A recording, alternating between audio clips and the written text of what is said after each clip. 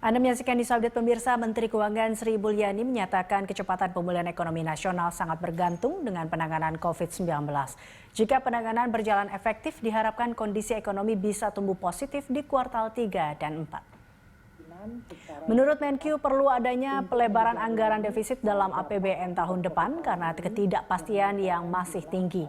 Ketidakpastian itu terkait pengendalian COVID secara global yang berpengaruh terhadap pemulihan ekonomi global.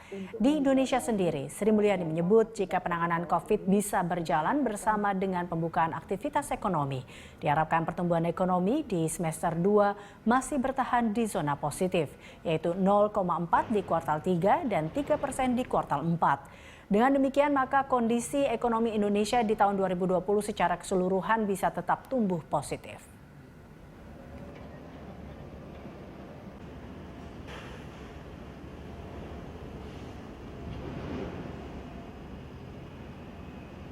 Yang ketiga yang mempengaruhi kita juga bahwa ekonomi kita sendiri kita perkirakan untuk pemulihannya juga akan sangat tergantung kepada penanganan COVID terutama pada semester kedua, yaitu kuartal ketiga dan kuartal keempat ini.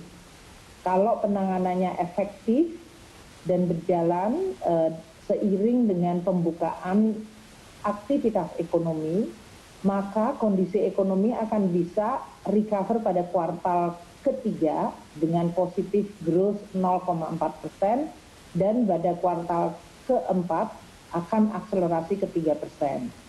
Kalau itu terjadi, maka pertumbuhan ekonomi kita secara seluruh tahun akan bisa tetap di zona positif. Inilah yang sedang terus diupayakan oleh pemerintah. Bapak Presiden menekankan kepada semua menteri dan semua pemerintah daerah agar kita tetap ada di dalam skenario di mana pemulihan ekonomi tetap bisa berjalan pada zona positif pada kuartal ketiga antara 0 hingga 0,4 dan kuartal keempat pada zona positif lebih tinggi yaitu antara 2 hingga 3%. Sehingga total perekonomian kita masih bisa tumbuh positif di atas 0% untuk tahun 2020.